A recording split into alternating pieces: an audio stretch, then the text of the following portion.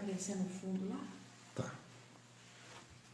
Posso dar uma olhadinha aí? Não vou aparecer não? Não tem ninguém não? Pode entrar e olhar aí? Sim, pode. Só aí. Então, fica um pouco mais perto. O coche já vai aparecer. Tá. Luque, vem aqui. Luque.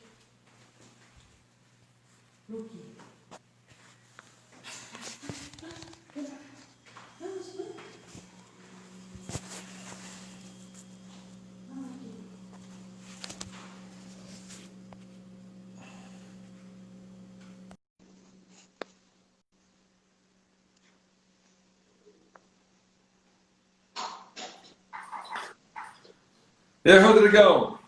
E aí, coach, tudo bem? Bom dia. Bom dia. Se você quiser dar uma mudada na sua câmera, bota ela na vertical, isso. Isso aí.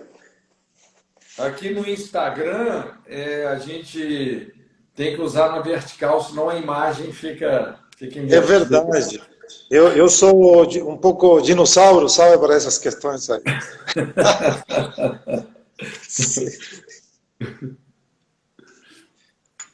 Está me ouvindo bem? Tá tudo bem o som? Tá excelente. Aqui tá excelente. Uhum. Que bom. A turma aí já está entrando, ó, aos pouquinhos aí, a gente só dá uns minutinhos aí para a turma que gosta de acompanhar as lives, né? Aham. Poder chegar junto, sentar na mesa aí com a gente, né? Glória a Deus, que bênção, que bom.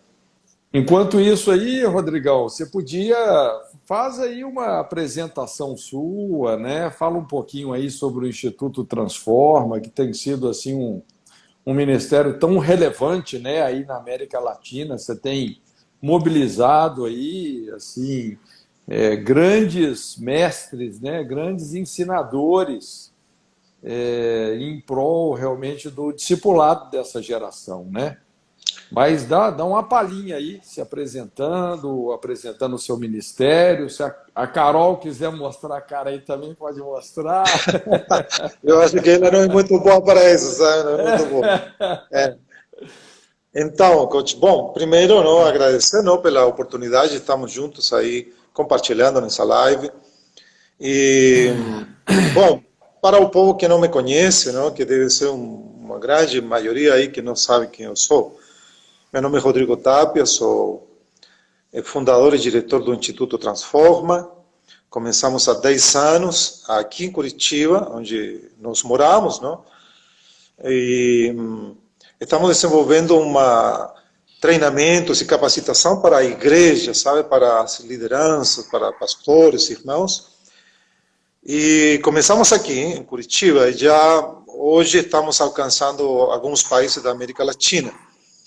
Só que agora, com essa questão da pandemia, a gente está, sabe, observando de fazer um treinamento usando as plataformas virtuais e tal. Não? Isso literalmente permite chegar a todos os lugares. Não? Essa é uma questão muito interessante, muito boa.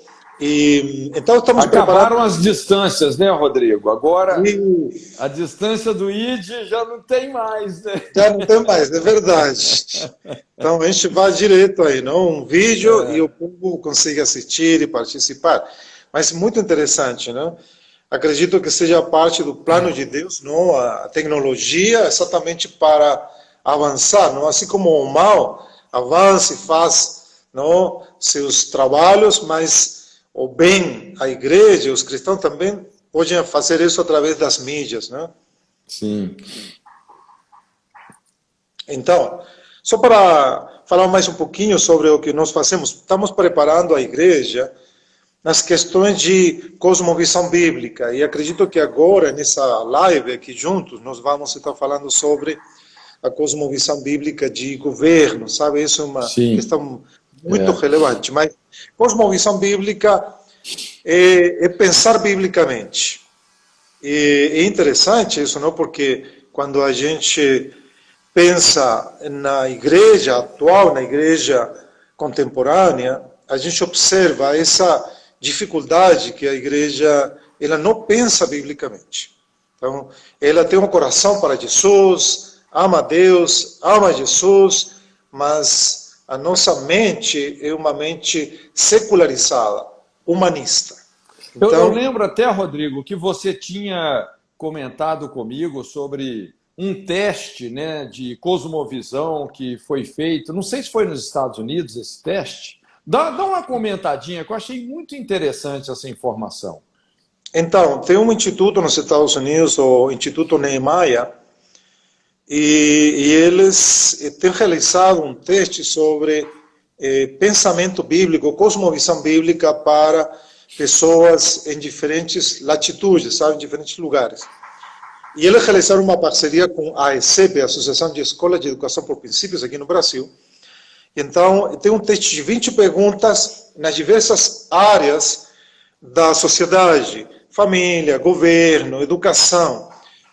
E dependendo, não, da pontuação, da resposta que você dá, se faz evidente se você é um cristão que pensa biblicamente, ou é um cristão comprometido com Deus, mas que não pensa biblicamente, ou você pensa de maneira humanista, e no ponto mais baixo você pensa de maneira marxista, socialista e marxista. Veja bem que nós estamos falando de cristãos, né? Estamos falando de cristãos.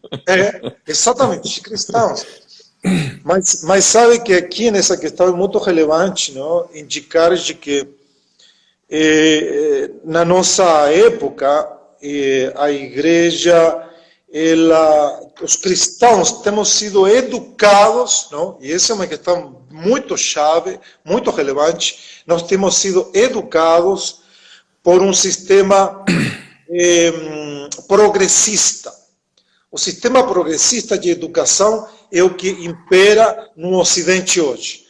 Então, a partir daí, a gente tem recebido esse ensinamento, temos sido formatados para pensar de maneira marxista, socialista, estatista, mas não bíblica.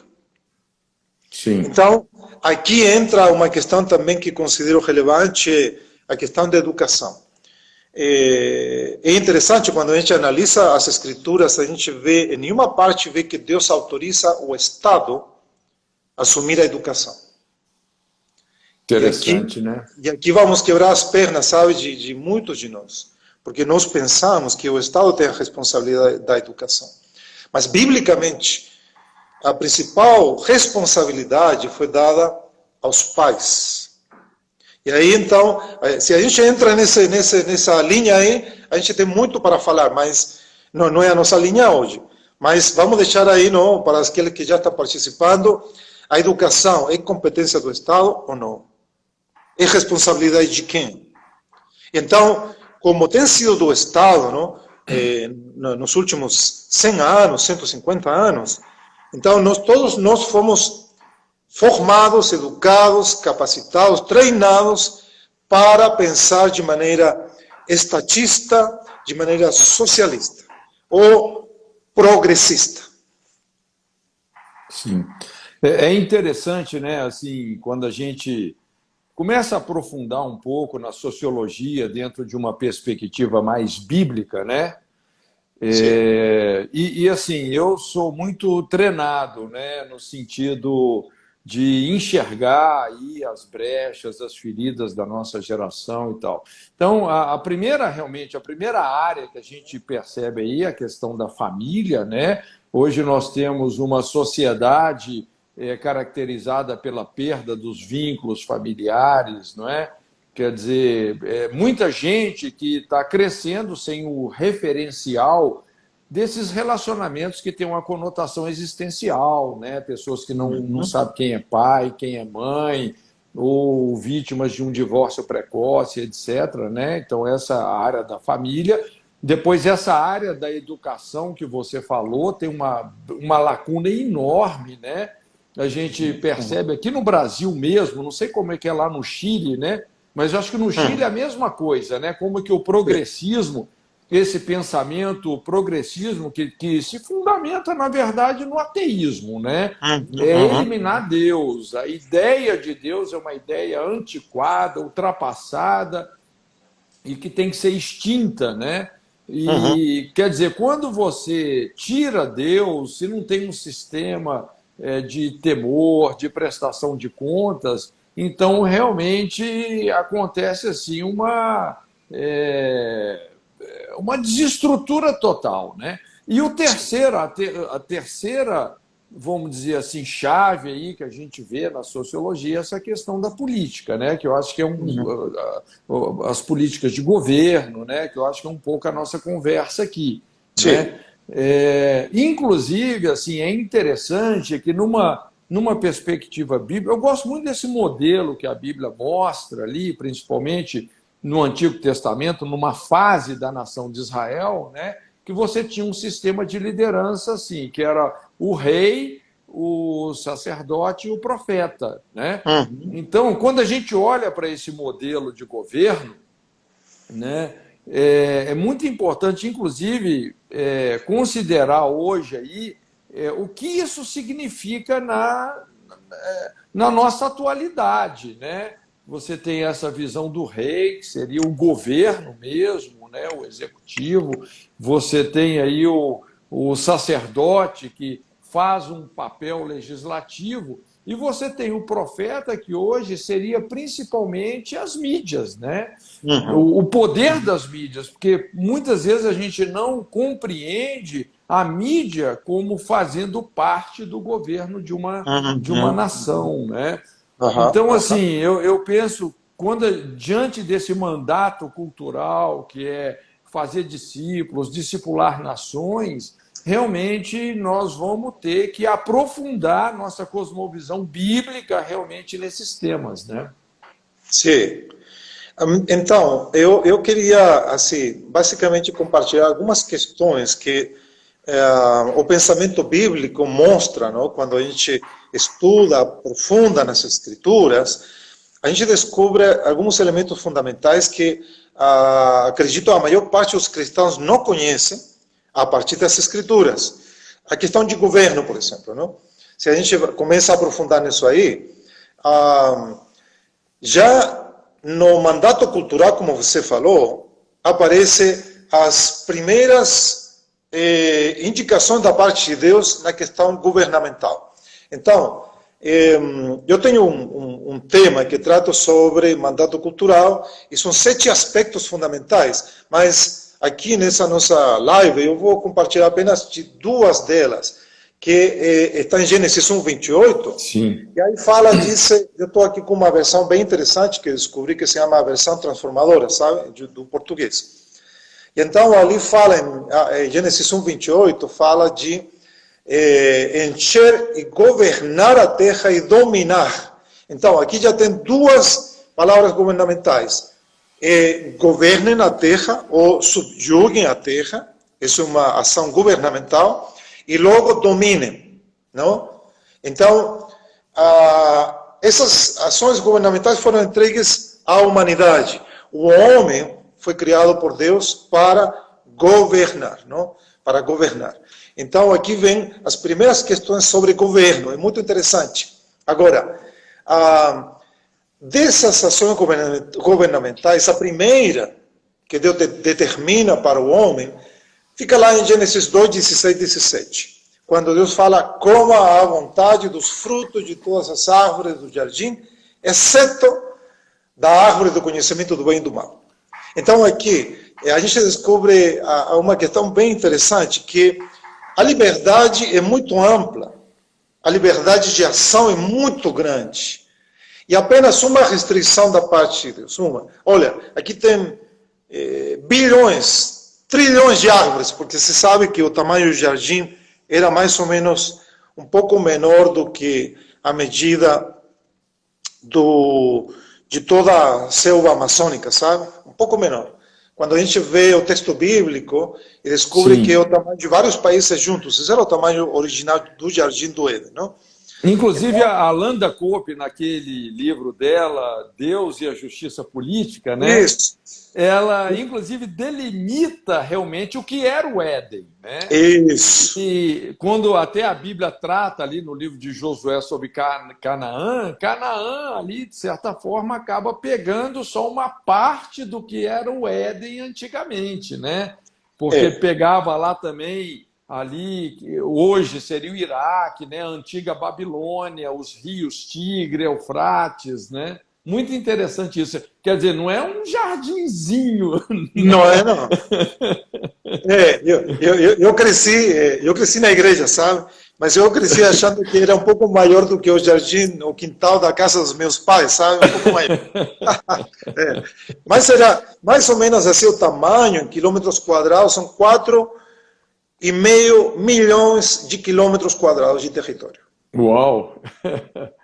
Muito grande, não? 4,5 milhões de quilômetros quadrados. Então, esse era o território que devia ser administrado, a exercer a governança sobre esse território, não?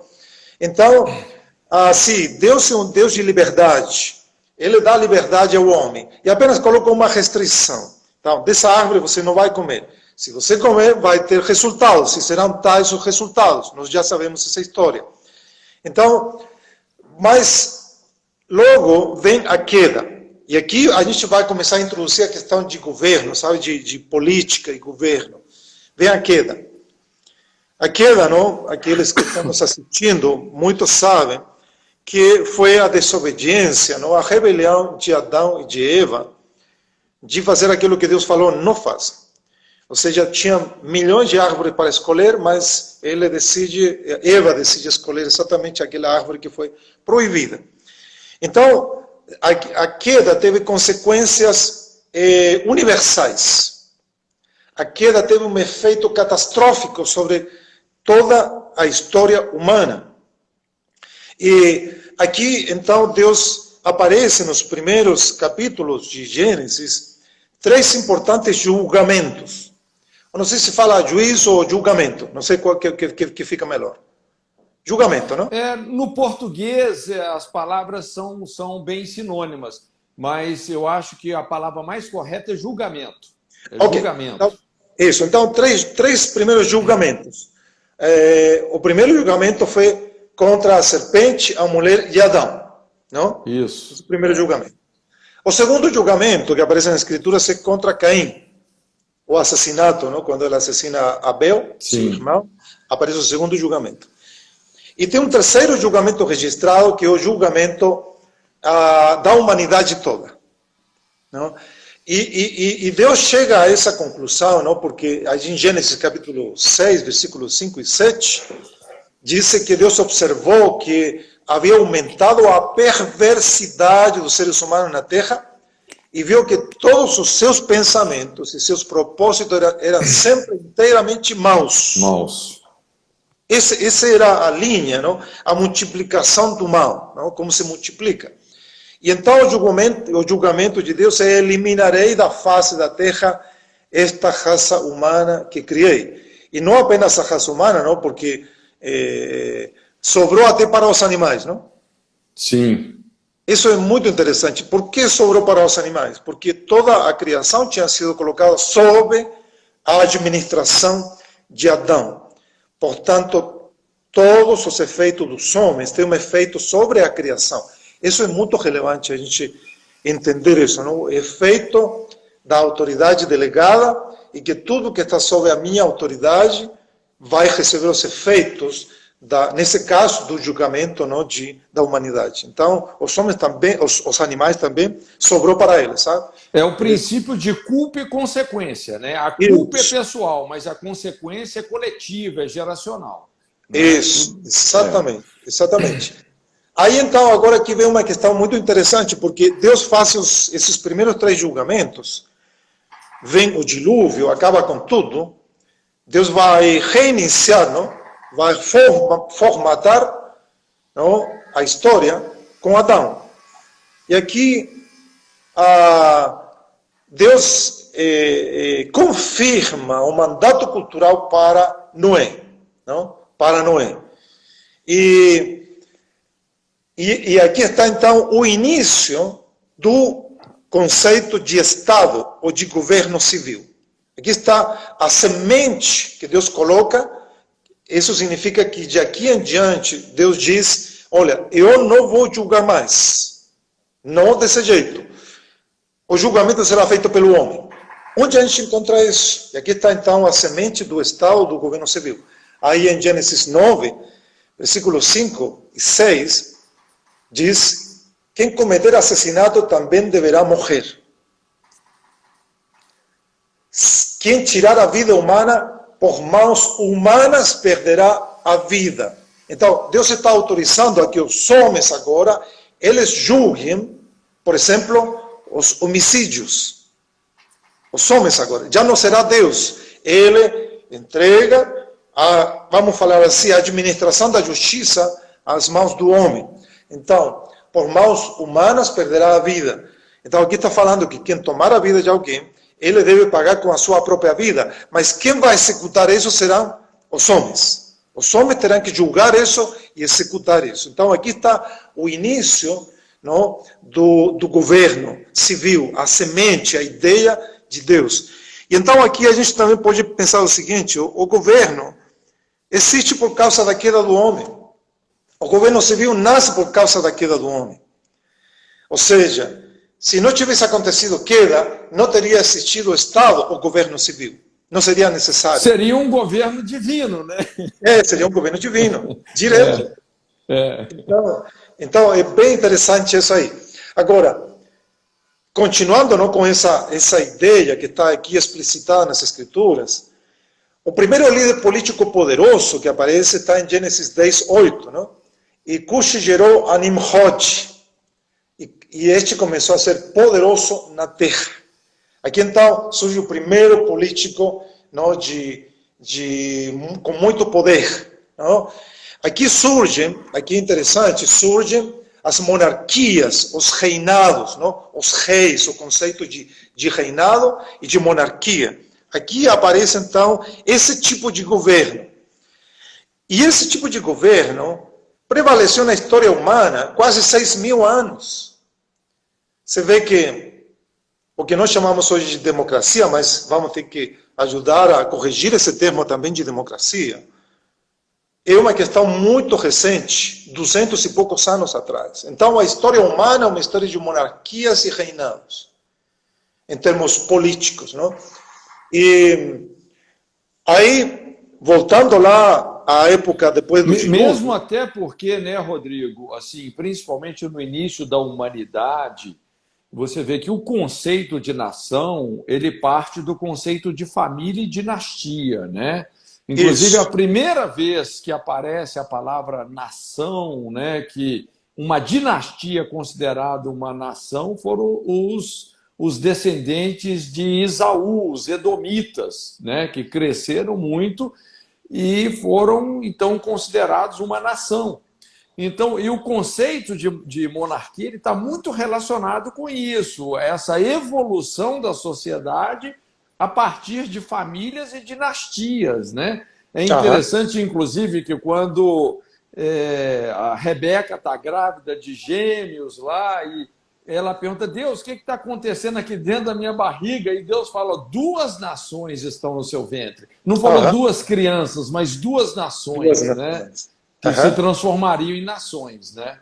Então, é esse conceito de monarquia mesmo, né?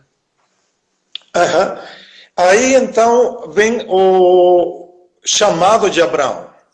O chamado de Abraão é uma questão, assim, historicamente, extremamente importante.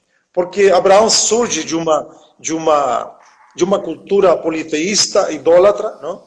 Que era o normal na época, surge dessa, e Deus chama ele, começa a estabelecer um relacionamento com ele, e ele dá aqui uma palavra que diz que através dele Deus vai completar um plano global de restauração dos efeitos da queda na humanidade.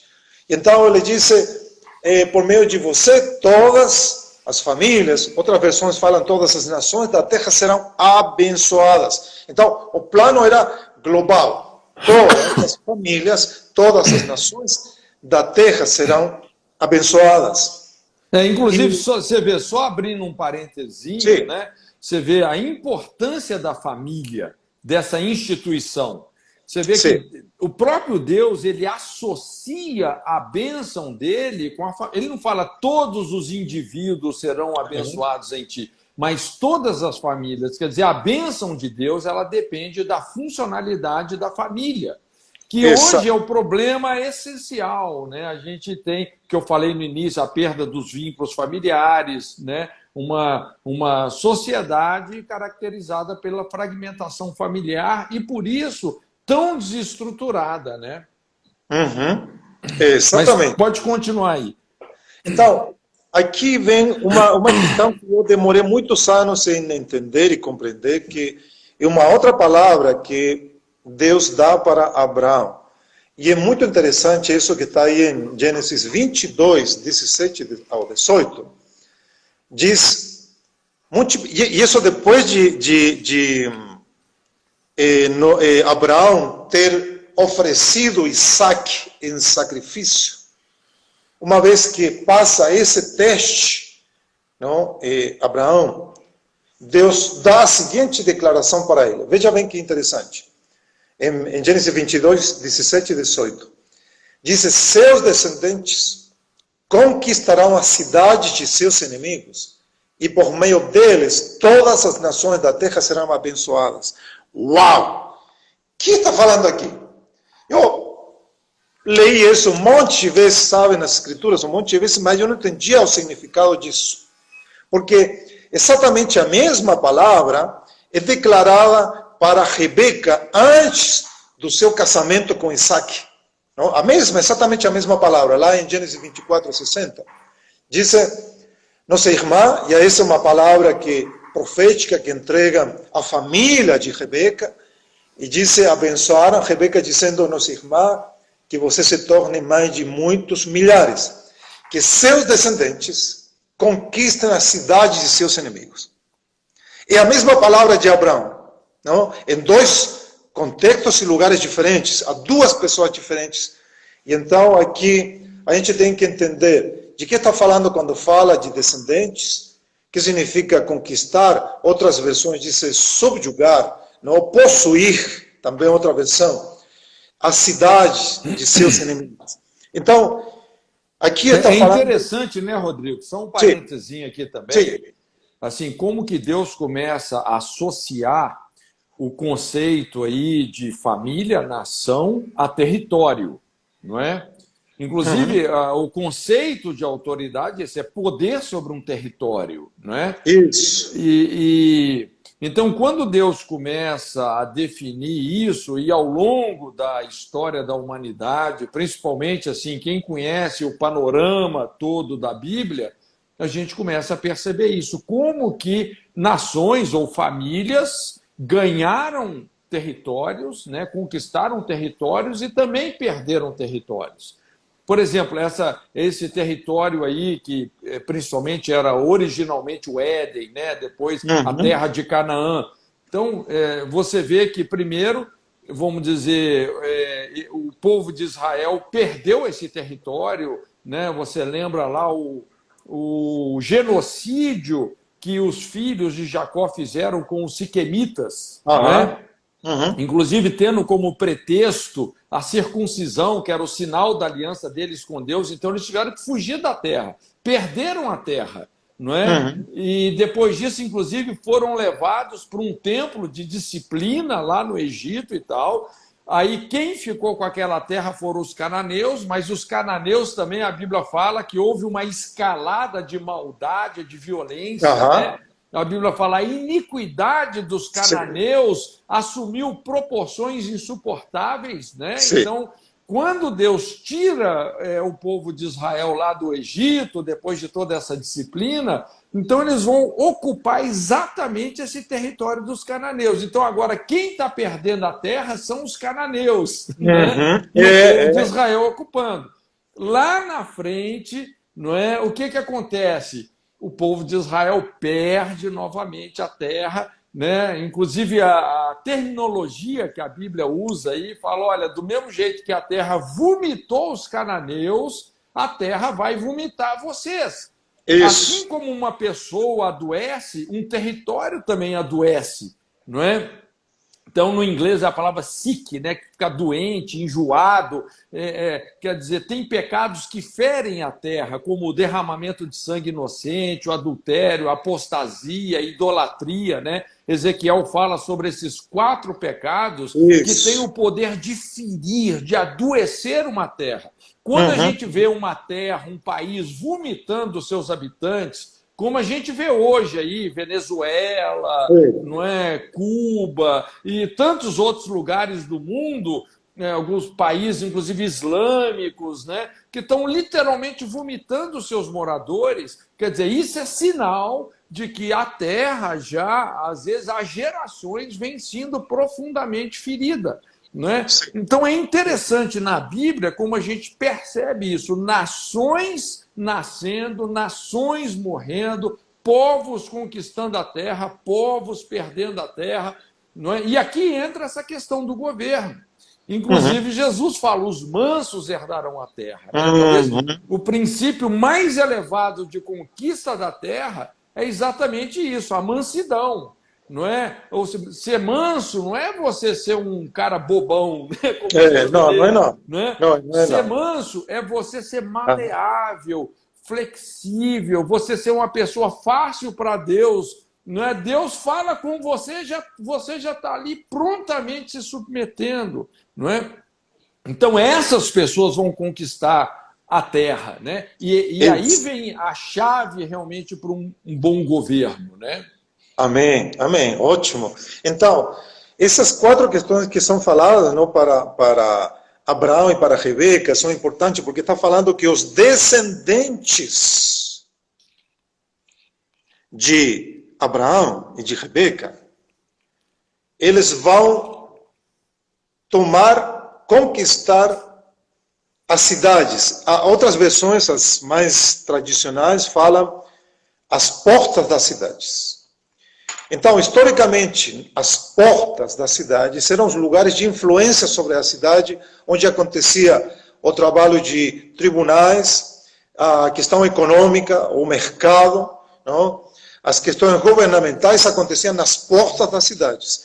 Então, o que Deus está falando para Abraão e para Rebeca é que os descendentes deles possuiriam, conquistariam as portas da cidade, os lugares de influência das nações, que inclui o governo desses lugares, da cidade dos seus inimigos. Por quê? O governo, o comércio, isso. Né? Todas as áreas, as principais áreas de influência da sociedade. Exatamente. Então aqui tem uma determinação da parte de Deus disso acontecer com os descendentes de Abraão, de Rebeca, e nós, hoje, os cristãos, somos descendentes pela fé de Abraão. Então, o que Deus está dizendo, olha, vocês, seus descendentes, ocuparão, devem ocupar esses lugares. Porque se nós somos os cristãos, os tementes de Deus, que ocuparmos esses lugares, serão os inimigos de Deus. E isso vai ter consequência e tem tido consequências através da história.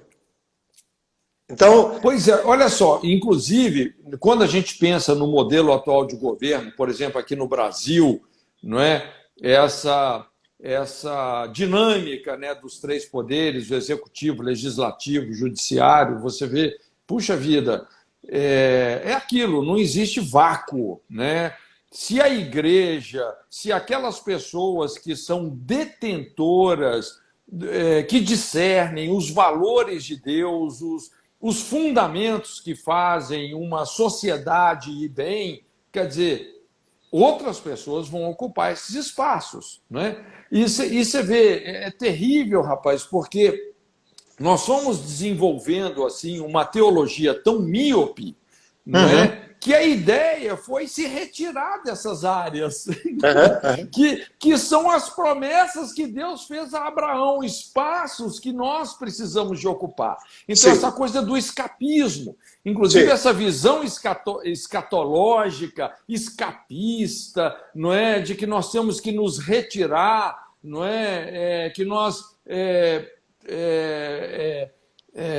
precisamos ter uma palavra para isso que me fugiu aqui agora, rapaz. Mas nós temos que ocupar, na verdade, esses espaços, né? Eu acho até interessante, Rodrigo, só fazendo uma elaboração aqui, Sim. quando aquela famosa frase, né? Quando Jesus fala assim, dai a César o que é de César, dai a Deus o que é de Deus. Então, muitos de nós, né, eu já interpretei esse texto assim, né? Muitos de nós pegamos esse texto, vamos dizer assim, para tratar como que se as coisas do governo não fossem divinas. Né? Você dá a César o que é de César, dá a Deus o que é de Deus. Então a igreja assim, ela não pode ter influência, ela não pode interferir nem ocupar essas áreas que envolvem o governo, né? Mas obviamente que ali Jesus ele estava reconhecendo essas duas áreas, né? Vamos dizer, uma área que seria a área de governo, uma área que seria a organização das entidades religiosas, não é?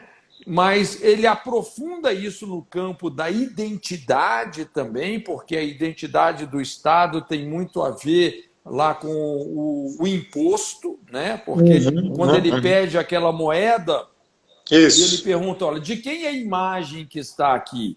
E então ele diz, ó, a imagem é de César, não é? Então aí que ele fala, né? Porque a questão ali era o imposto, né? A questão era o imposto. Então ele fala, dai a César o que é de César, porque obviamente o Estado tem essa responsabilidade de fazer uma administração pública, inclusive uso de força para manter a ordem.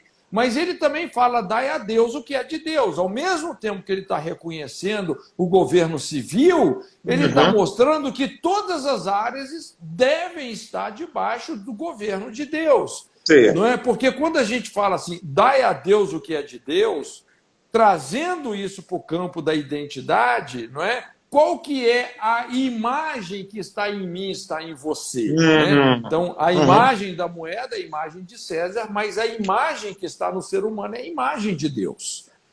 Nós somos imagem e semelhança de Deus. A partir do momento que um governo civil começa a interferir na imagem e semelhança de Deus no ser humano, então, realmente, assim, precisa de haver uma intervenção divina, não é?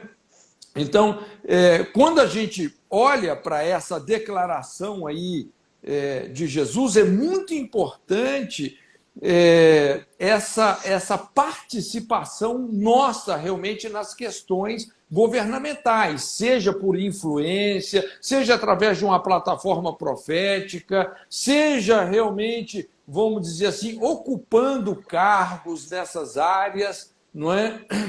E exatamente porque todas as áreas, né, que envolvem o ser humano, ou seja, a imagem e semelhança de Deus no ser humano, devem ser submissas a Deus. Amém. É isso mesmo. Essa interpretação é muito falida, sabe? Normalmente desse texto de Jesus, não? E é muito bom, importante aprofundar o que realmente que Jesus estava querendo falar quando disse, dá a César o que é de César e a Deus o que é de Deus. Mas, voltando aqui à questão de Abraão, Deus tem um propósito global. O propósito dele é abençoar as nações. E, então, Deus leva a esse povo, o povo que surgirá dos lombos de Abraão, é levado para o Egito. E ali Deus tem um plano. Não? Deus não perdeu a perspectiva, não, do seu plano. Então, nesse plano, ele vai formar lá uma nação. Não? Já não serão 72,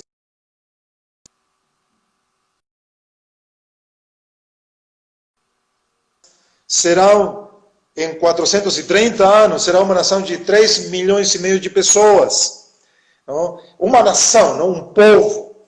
Esse povo, então, sai de lá pelas mãos de Moisés. Moisés tinha na cabeça dele, ele era filho de Abraão, não descendente de Abraão, era hebreu.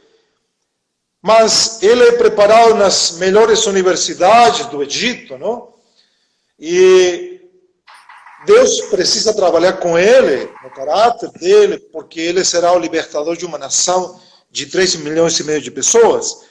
Então, quando sai, apenas sai, não saem depois do julgamento de Deus sobre o Egito, Deus entrega a Torá, a lei. E aqui então vem um passo paradigmático muito importante, que é a entrega das leis morais, civis e cerimoniais para a nação de Israel. Então, a Torá, aqui ela vai conter os elementos para que a nação de Israel seja um modelo e uma influência para o mundo, para as nações. E então, a gente descobre, quando a gente começa a estudar a Torá, não, a lei, os 5 primeiros livros da Bíblia, vai descobrindo os elementos fundamentais, por exemplo, para a formação de um governo. Então, a gente aqui poderia passar a manhã toda, sabe, falando a respeito de alguns dos pontos, mas eu quero mencionar algum deles. Por exemplo, quando a gente fala sobre, hoje falamos aqui no mundo, na América Latina, nos Estados Unidos, qual que é o tipo de governo que vocês têm? Qual que é a resposta comum? Ah, nós somos uma democracia. Mas nós não somos uma democracia no sentido puro da palavra. Veja bem, nós somos repúblicas constitucionais. E a república constitucional, a nação se sujeita a essa Constituição. Assim como a nação de Israel devia se sujeitar à Constituição que Deus deu, que era a Torá, e os 10 mandamentos. Essa era, não? Então, não era que qualquer um se levantasse e dizia, vamos fazer isso aqui, e pronto, vamos fazer uma votação e todo mundo... Isso é uma democracia pura, mas república tem elementos, nossas repúblicas têm elementos democráticos. Tem a República Popular da China, por exemplo. Só que a República Popular da China tem os elementos, não? Veja bem, aqui é interessante porque tem os 3 elementos, não? Que são o legislativo, o executivo e o judiciário, não? São os 3 elementos. A gente pergunta de onde surgem esses 3 elementos. Veja bem, a primeira república da história é a nação de Israel. É a República Hebraica. Não foram os romanos, nem foram os gregos que criaram a democracia, nem a república. Foi a nação de Israel. Deus entrega um modelo para a nação de Israel. Quer ver? Uma legislatura nacional, uma câmara composta por funcionários eleitos. Deuteronômio capítulo 1, versículo 3 ao 17, e Éxodo capítulo 18. Uma segunda câmara, que diríamos hoje é o Senado, não? De onde surge esse negócio da Câmara e do Senado? Bom, a segunda Câmara, o Senado, composto por 70 homens, está em Êxodo 24, versículo 1, e Números capítulo 11. Ali está. Um chefe executivo escolhido em conjunto com o povo. Primeira de Crônicas, capítulo 11, Deuteronômio, capítulo 17. Eu tenho todos os textos aqui, onde estão as bases, não, de uma nação, de uma república. Então, é interessante, né, Rodrigo? Assim, o critério para escolher as pessoas em Israel, por exemplo, quando a gente olha para o modelo mosaico lá inspirado por Jetro, né? Inclusive, assim, a capilaridade disso na sociedade, porque você tinha, para aquela população, você tinha capitães de 10, que eram juízes. Né? Olha só como o judiciário era presente. Né? Como não tinha essa morosidade, não é? Essa enrolação toda que a gente vê nos tribunais hoje. Né?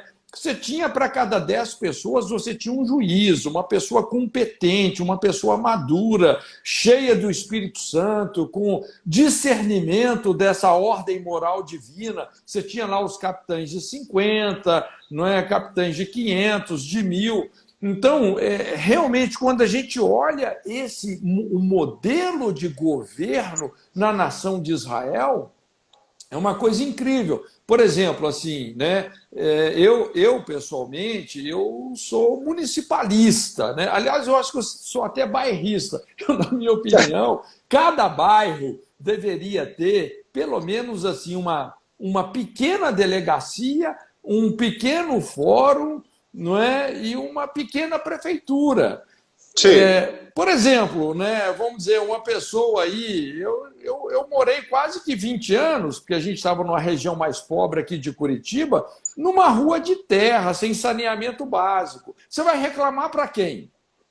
Entendeu? Você vai reclamar para quem? Agora, se você tem ali um capitão de 10, vamos colocar assim, uma mini prefeitura, né, uma delegacia pequena, um fórum pequeno, entendeu? Você mobiliza e faz as coisas acontecerem, né? Isso.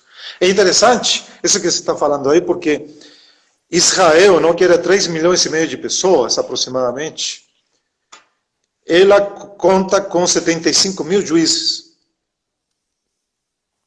Mais ou menos essa é a quantia, 75 mil juízes. De 10, de 50, de 100, de 1000, não? E os casos mais complexos eram levados, quando já o cara de 1000 não dava conta do recado, ele entregava para Moisés, né? Que era o Supremo Tribunal Federal, não? Ele era o Supremo Tribunal. Só que antes disso, Moisés reflete o que ele aprendeu do Egito. Ele está sozinho, julgando o povo. Faraó, né? É um governo faraônico, né? Um governo faraônico. Essa foi a escola que ele teve. Isso. Mas agora vem Jetro, um cara que não tem nada a ver, que não conhece as leis de Deus, mas ele tem uma revelação sobre como deve ser feito e fala para Moisés: cara, o que você está fazendo? Está doido? Então, disse: faça isso. Então, isso foi uma orientação, não, de Deus através de Jetro para Moisés. E aí muda o conceito. Veja bem, 75 mil juízes, 3,5 milhões de habitantes. Sabe quantos juízes tem no Brasil? Não faço ideia. 16.600 juízes para 210 milhões de habitantes. Sabe quantos casos tem só o Supremo Tribunal Federal para resolver? 90 mil. Será que agora vão dar conta de resolver?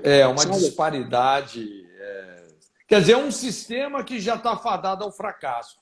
Mas eu ainda acho, viu, Rodrigo, que por exemplo, assim, a grande chave da cultura judaico-cristã tem a ver com o caráter, o princípio da liberdade com responsabilidade. Que a primeira instituição que a gente vê na Bíblia é o indivíduo, é a autoconsciência, é essa capacidade de prestar contas, não é? Porque, assim, hoje, e talvez esse é o ponto onde, vamos dizer assim, a coisa mais se desestruturou como você falou, as atuais democracias. A nossa maior crise hoje, rapaz, é a crise do caráter, é a crise da confiança. Eu sempre digo, não tem crise política, não tem crise financeira.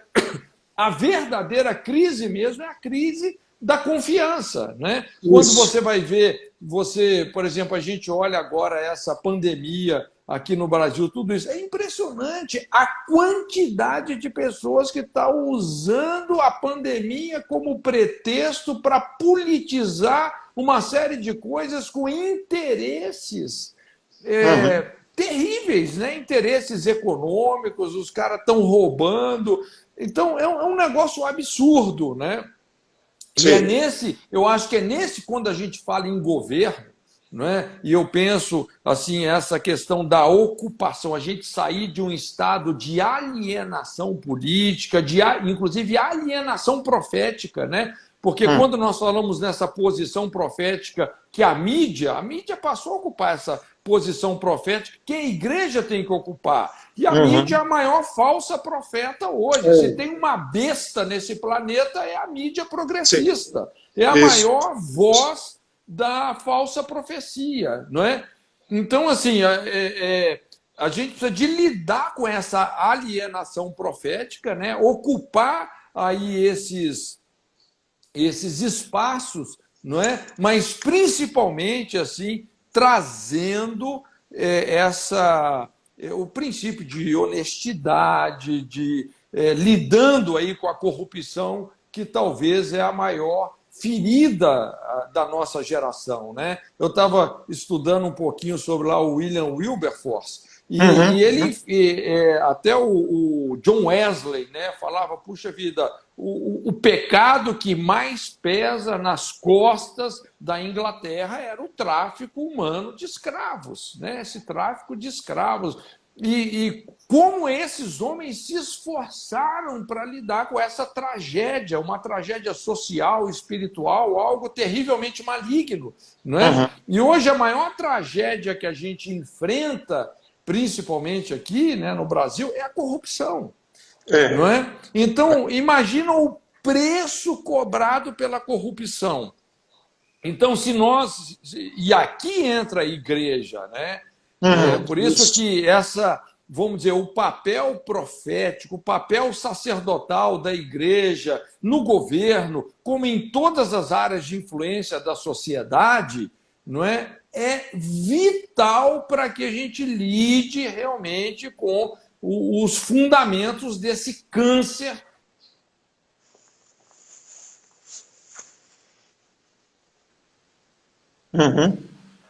Isso. Mas pode continuar aí, Rodrigo.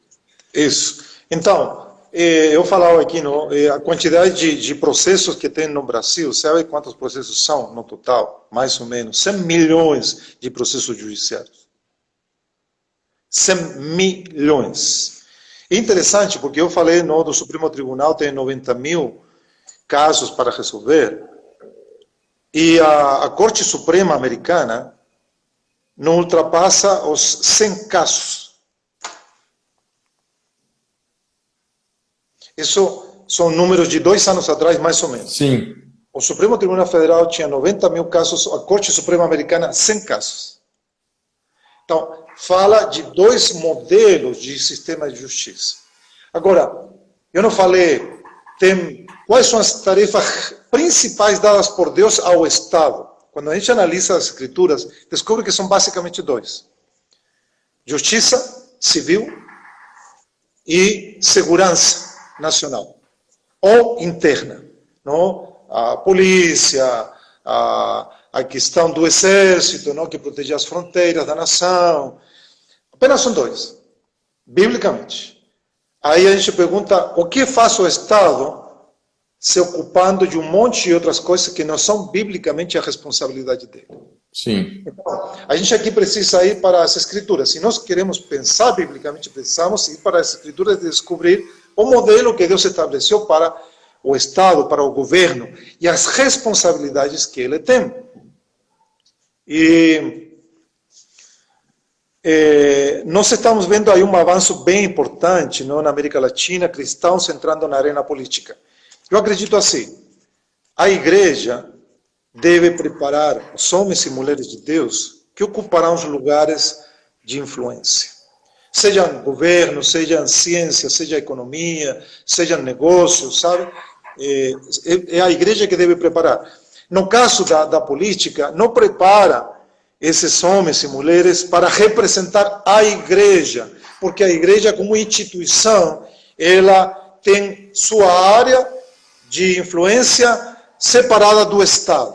A gente não pode cruzar as linhas, não pode traspassar a separação igreja-Estado. Tem que respeitar a laicidade do Estado, né? Isso. Mas tem que entender o que é respeitar a laicidade do Estado. Isso não é sinônimo de você não ter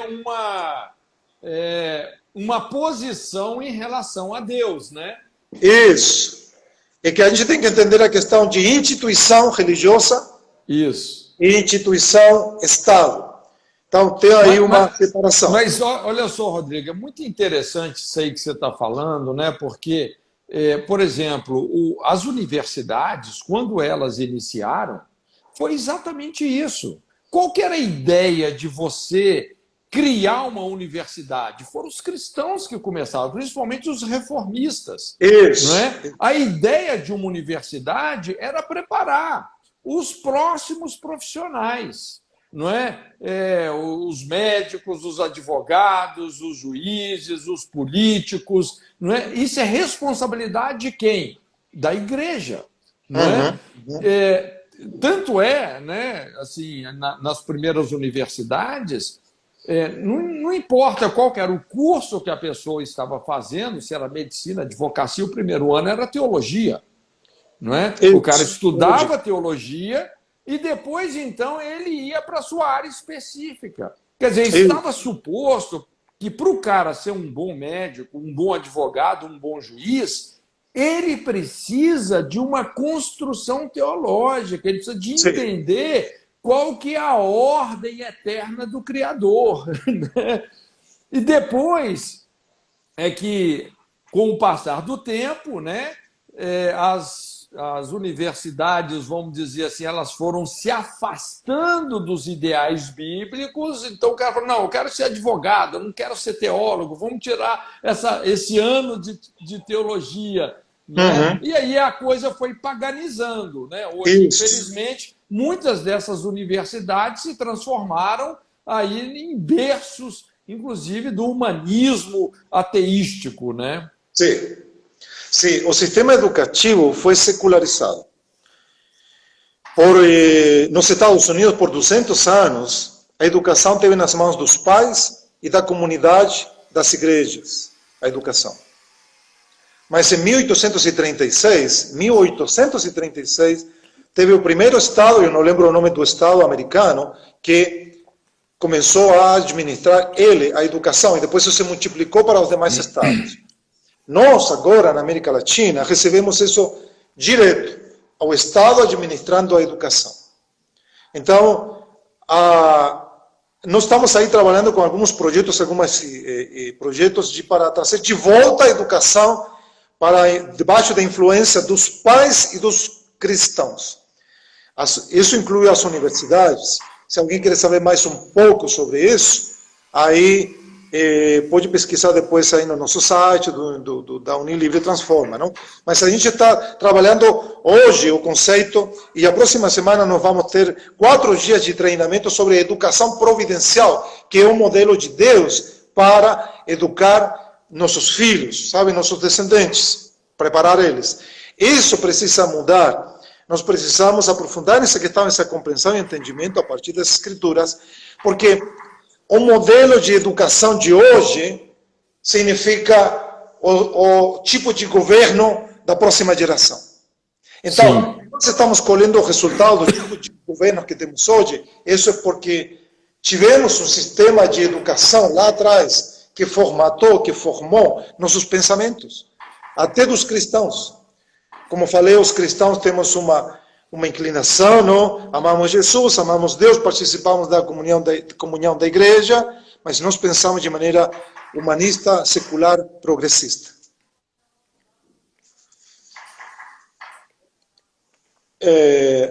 Acho que o nosso tempo já está perto do fim aí, não? Ele já apareceu o cronômetro aí? Não, ainda não, vai aparecer. Não, né? Então, aí é importante, por exemplo, reconhecer que a lei vem de Sião, não? Acho que você esteve falando com o Tom, a sexta passada, não? Com o Tom Sampaio. Isso. A lei vem de Sião. Deus fala de 2 culturas lá em Zacarias, os filhos de Sião e os filhos da Grécia. 2 culturas, 2 modelos de pensamento, 2 estruturas, e haverá uma batalha nessas 2 estruturas, há uma guerra. Só que quem está ganhando essa guerra ultimamente, sabe, nesse sentido, tem sido os filhos da Grécia nos últimos 150 anos. O pensamento deles está, sabe, operando na cultura em geral. A igreja precisa... Na verdade, há mais tempo até, né, Rodrigo? Porque na própria época lá de Jesus, quando assim, o pensamento grego já era muito forte, né? Sim. E como os romanos dominaram aquele mundo, os romanos dominaram o mundo pela força, mas filosoficamente os gregos tinham dominado o mundo. Então, com a romanização, não é, o pensamento grego realmente veio para o Ocidente, foi para todas as partes, né? Então, Sim. é o que você falou, essa é uma guerra que vem sendo travada ao longo dos séculos.